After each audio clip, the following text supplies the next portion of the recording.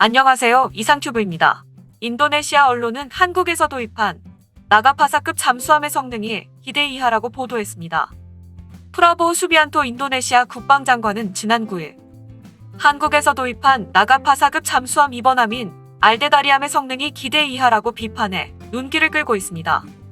한국에서 도입한 나가파사급 잠수함은 모두 3척으로 1번함 나가파사는 한국에서 건조됐고 이번함 이후에는 한국이 인도네시아에 기술 이전을 해줘 현지에서 건조되었습니다.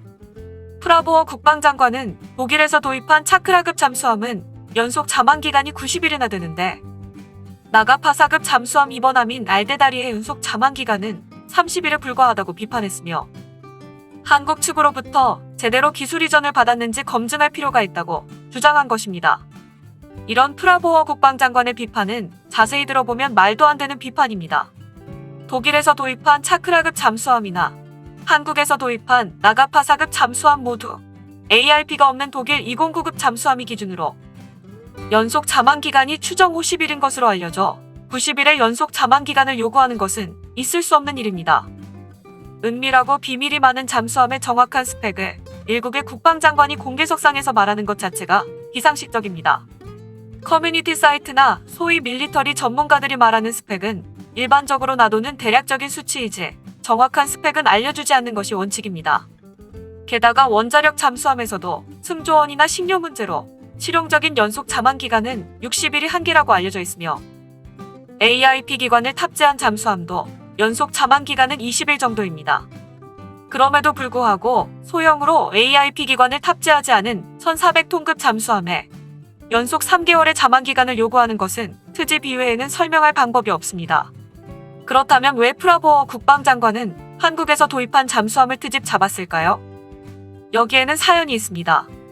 지난 4월 인도네시아는 코로나 사태에 따른 경제 악화를 이유로 국방 예산이 삭감되었기 때문에 한국과 맺은 약 11억 달러의 잠수함 추가 도입 계약 취소를 검토하기 시작했다고 미국의 더 디플로마트와 영국의 제인스가 보도했습니다.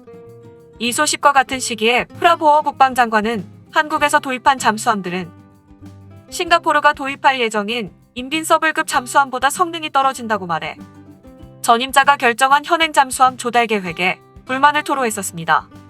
참고로 프라보어가 국방장관으로 취임한 것은 2019년 10월이며 한국과 추가 도입 계약을 체결한 것은 2019년 4월입니다. 여기에 얽혀있는 나라가 독일과 손잡고 AIP를 탑재한 214급 잠수함을 인도네시아에 팔고 싶어하는 터키입니다. 터키는 한국이 보유하지 않은 214급 잠수함에 대한 해외 수출 라이선스를 독일로부터 받았고 인도네시아가 재래식 동력인 209급 잠수함을 도입한 점을 감안해 프라보어 국방장관을 2019년 11월과 2020년 2월 두 차례 터키로 초청하여 AIP를 탑재한 214급 잠수함을 견학하고 이 잠수함에 대한 특징을 설명했습니다. 이 잠수함에는 인도네시아 해군이 갈망했던 독일의 연료 전지 기술이 사용된 AIP 기관이 탑재되어 있으며 인도네시아는 한국이 아니라 터키와 협력하면 AIP 기관을 탑재한 214급 잠수함을 구입할 수 있을지도 모른다는 전망을 하고 있습니다. 또한 지난 4월에 인도네시아의 언론이 보도한 내용을 보면 한국도 연료 전지 유형의 AIP 기관을 탑재한 214급 잠수함을 라이선스 생산했지만 독일이 수출 라이센스 생산은 인정하지 않기 때문에 인도네시아에 214급 잠수함을 판매하는 것은 불가능한 반면 터키는 독일에서 214급 잠수함 해외 수출 라이센스를 받았다고 인도네시아 언론이 전했습니다. 즉, 인도네시아는 AIP 기관을 탑재한 잠수함 도입을 희망하고 있으며 이를 도입하기 위해 한국에서 터키로 갈아탈 것이라는 전망입니다. 지금까지 인도네시아 언론이 보도한 내용을 보면 인도네시아라기보다는 프라보어 국방장관이 무엇을 의도하고 있는지 훤히 들여다 보입니다. 프라보어 국방장관은 전임자가 한국과 맺은 잠수함 계약을 취소하고 터키로부터 AIP 기관을 탑재한 214급 잠수함을 도입을 고려하고 있습니다.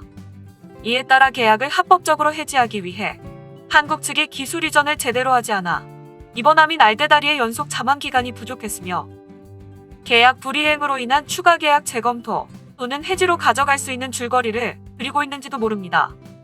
프라보어 국방장관은 이번 잠수함 건뿐만 아니라 미국에서 오스프리와 오스트리아에서 유로파이터 도입도 추진하고 있습니다.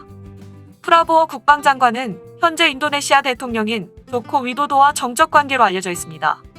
때문에 프라보어 국방장관은 다음 대선까지 자신의 실적을 홍보하기 위해 값비싼 도입 가격과 유지 비용이 드는 무기를 해외에서 도입하여 선임자 더 나아가서 조코 위도도 대통령이 쌓아놓은 실적을 모두 엎으려 하고 있습니다.